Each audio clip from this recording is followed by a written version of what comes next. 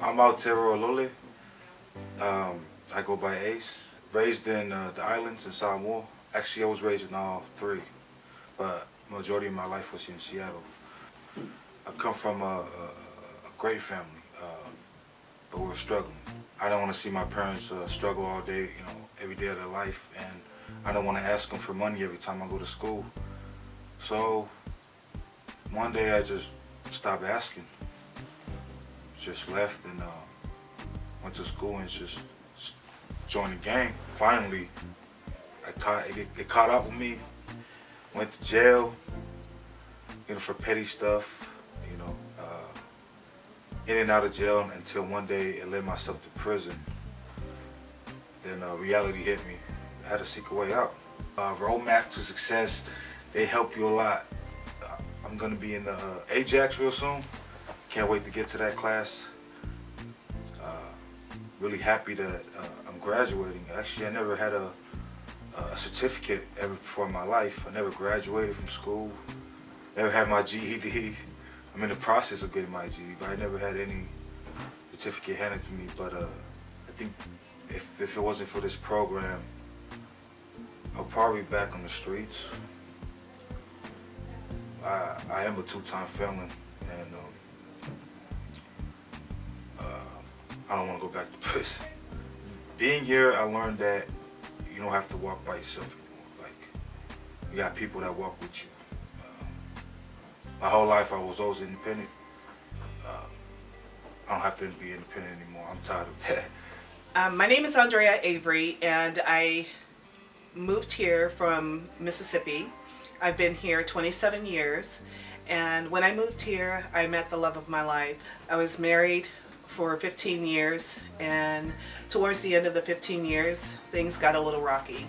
I ended up being arrested in 2003 and sent to Purdy, Washington State's Correction Center for Women. And after being released to a work release facility, I found out about Roadmap to Success, and I was told that Roadmap to Success was a great place to start as far as building the confidence of being able to talk about my felony background. It has a lot to do with the fact that I believe in what it is that is happening with this class. I know that there are people that are here in this class that start off with no experience whatsoever with computers, and it just so happens to be something that I'm strong at.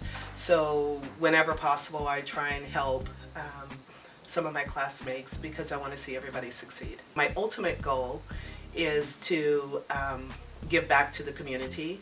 I'm not quite sure exactly where that's going to go just yet, but I've been provided a mentor to help me along the way, to lead me down the path that I need to go in order to achieve the success of being more of a leader and a helper as far as women that are transitioning from prison. I would refer Roadmap to Success for anyone that was interested in transitioning back into the community and to help give them a positive influence and a positive attitude when going out there looking for a job. My name's Julie Callio. I grew up in Anchorage, Alaska, and when I was 17 I moved to Washington. I'm 37 now, and I started getting in trouble a few years ago. Just hanging out with the wrong people and making bad choices. I ended up in prison, somewhere I never thought I would be. And then I got out of prison, I was just released, and I didn't know what to do with my life. I didn't know where I was going to live, what I was going to do, if I wanted to do hair again or find another career, or I didn't know anything. And they just basically let me out the gate. And so I got in trouble again. I came to work release and then was shown which directions to take to get my life back in order. Everyone here has been very supportive, as classmates and as the people, like my case manager and other people, my teachers. Being in the roadmap and having the career that I love as well again has kept me in the right direction and I feel like it will for the rest of my life. I don't even feel like doing the things that I used to do or that I couldn't even imagine that I would have ever done. I do feel that just being in school and at Pioneer and doing the roadmap has helped also with my family, because they weren't really, I pushed them away when I was doing bad things.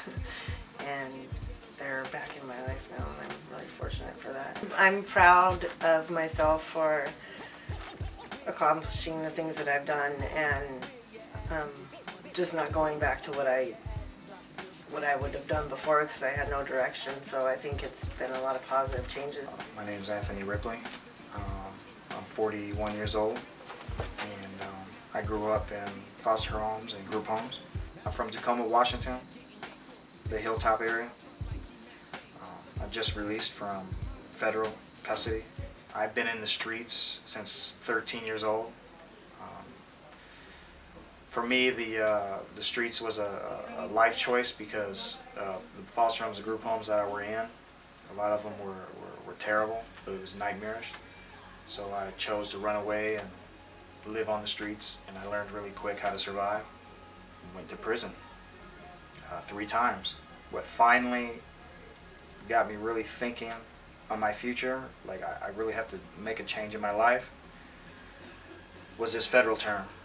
They gave me 12.5 years. So I'm at the halfway house for 6 months, and I'm looking for work. I'm trying to find work. I have a resume. I see now that it wasn't very good, but I just couldn't find anything. An opportunity came to me, and they talked about a Pioneer program in Seattle. You work on your resume skills and computer skills, and talk to you about changing your outlook on life, kind of giving you a better perspective, better attitude, that it's not completely over. You still have a chance. The program, it's made me think a lot about my past. Since I was 13, I've been totally self-destructive without me even knowing it. Some of the guys at the halfway houses working at, and it's not going to take them anywhere. I could do that, and eventually that pull will pull me right back, because there's no future in it. Nothing. I see that there's a future here. I see there's possibly, I mean, you guys stay in contact. No matter what happens, you guys stay in contact with me for a year. And it's like, that's what I need. Sometimes guys and women kind of need their hands held a little bit when they get out. See, because I was raised in foster homes, group homes, I'm used to being part of a group. And that's probably one of the reasons why I got into the gang, because of the group mentality, the so-called family. But here, being around these guys, you know, they're my friends, and I see in them, you know, everything. I just wanted to tell them, no matter what, don't give up, and because it's hard, and a lot of us will give up because it's too hard, or don't have anybody to turn to. And that's why I think it's important for us to keep that relationship with the staff here, because there's going to be times where there was nobody to call, and now we do. So to the class, you know, keep moving, because there's a lot of smart people in that class, and they have a lot of potential.